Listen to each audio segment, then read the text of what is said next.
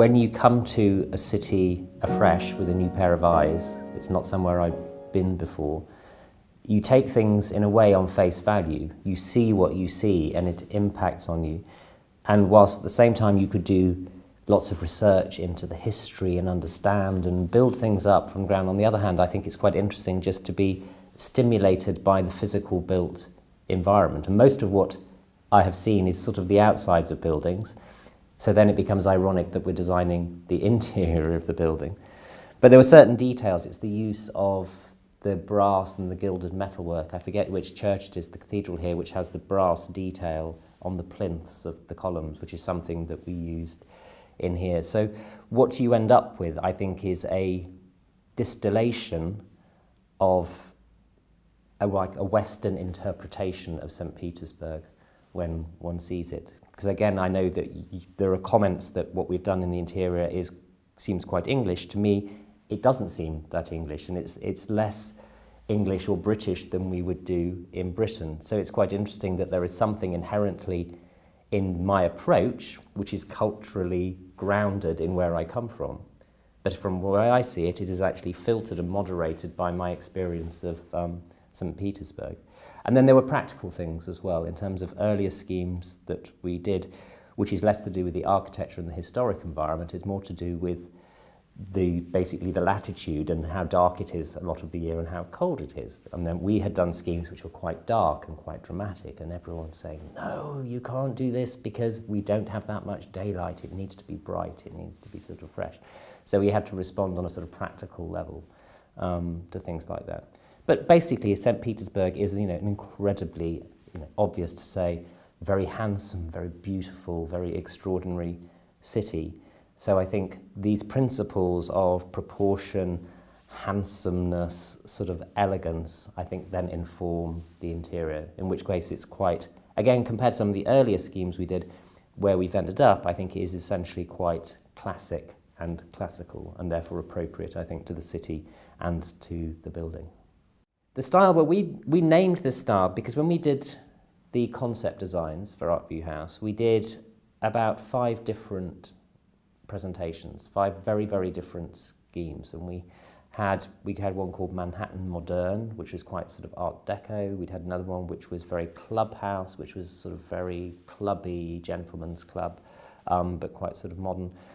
The one that we then developed and that the client preferred, we called Regency Light, which was, this is quite hard to explain, it is almost like a traditional Regency style or language of architecture, which then goes through the filter. There's a sort of movement which is called Hollywood Regency, which was something which happened in the 20s and 30s in Los Angeles and was, as the name suggests, born out of the movies, where they took Regency glamour, but they put a bit of American sort of Art Deco pizzazz into it.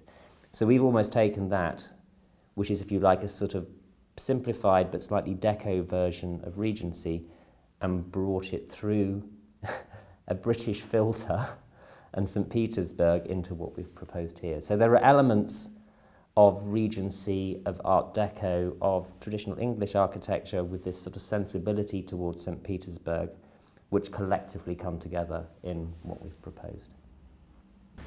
Current tendencies, I mean, the one thing that I seem to be seeing, or has been happening, I think, for the last, I'd say 10 years even, is that there's been quite a strong movement away from overt modernism and minimalism. And I think there's a much stronger tendency, in the way that I just described, to revisit historic styles, or not even historic styles, to revisit traditional elements and notions of style and design, cherry pick, mix and match, become eclectic, and juxtapose historic pieces with very contemporary pieces and create something richer. But I think there's a sort of, and I suppose I'm speaking personally, that my own sensibility has moved very much away from a sort of minimalist or a hard aesthetic, because I think quite often it feels quite impoverished. It's not very nourishing.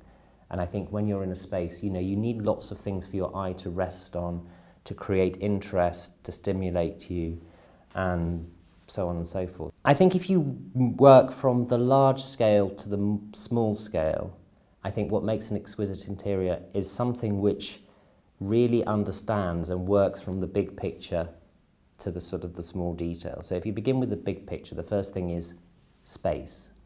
Space is the ultimate luxury that people enjoy. And I think here we have a very, very generous lobby. And then you go from space to then how is that space manifest? What defines it? And so there you go to the question of material. So here we use unusual and luxurious materials to line and define the space. So whether it's marble on the floor, it's silk on the walls, it's gilding in the details of the columns, of the doors, etc., etc. And then from that level, you then move down to the details. So how do you interface with the space? And it's anything you touch. So really then, if you take the notion of the word exquisite, what is the experience when you take the door handle to open the door?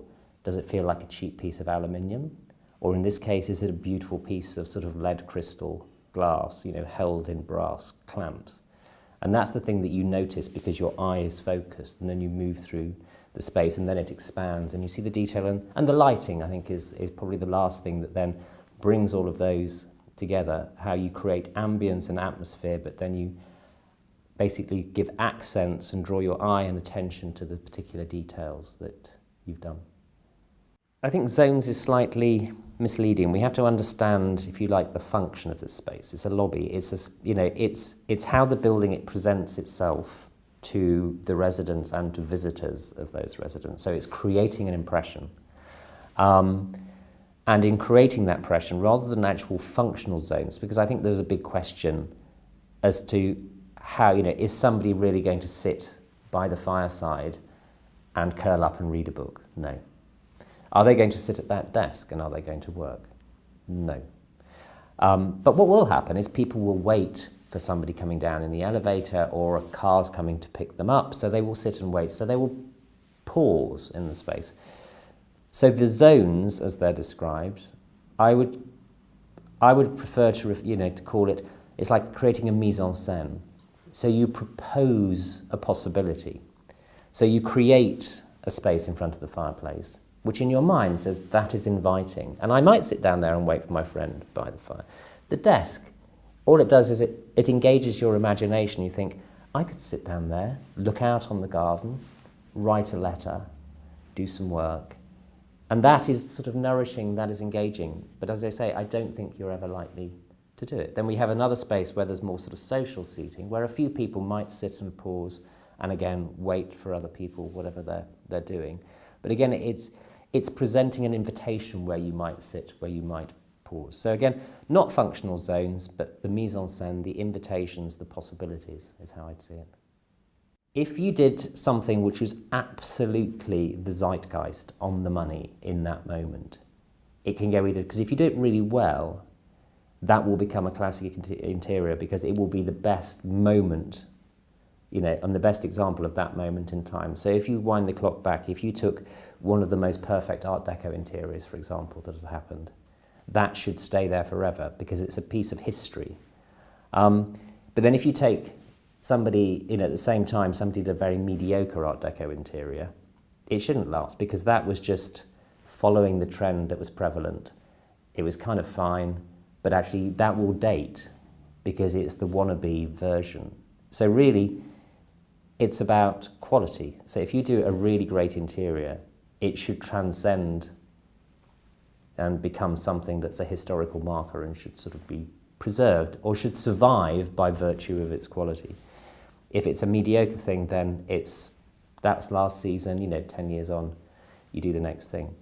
I think residential interiors like this are a very different proposition. If you work on hotels, hotels are operating in a sort of commercial marketplace, and you would always expect to redesign the interior of a hotel, say, every 10 years.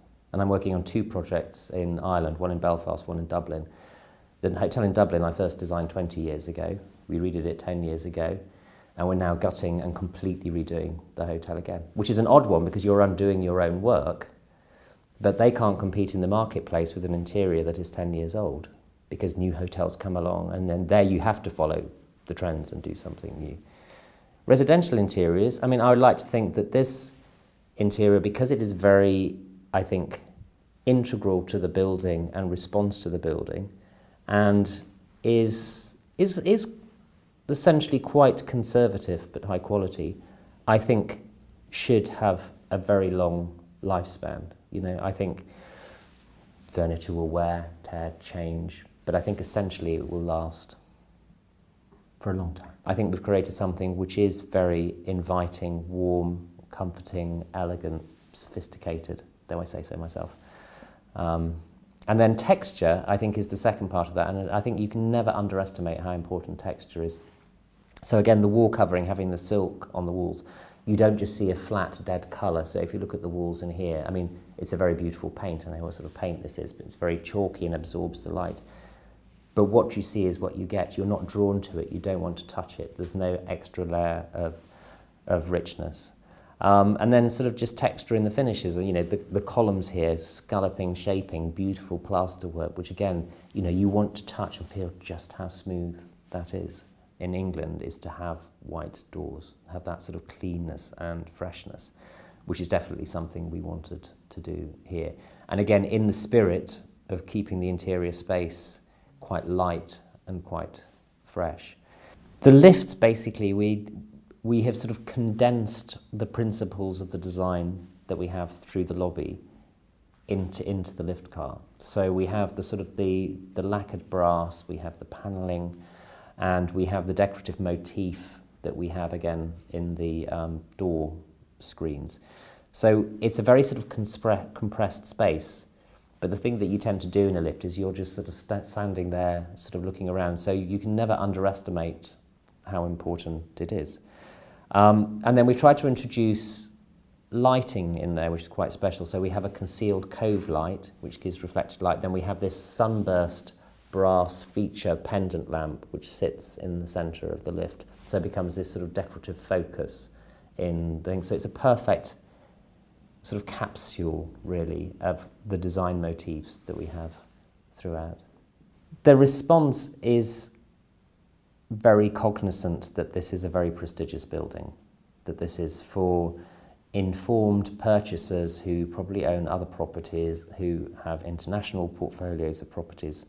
So what we're doing, I think, is very high quality, is sort of luxurious in a relatively restrained way. So we haven't sort of gone, you know, too far. And I think presents the building as a sort of high class, high caliber, premium development, which is the whole objective.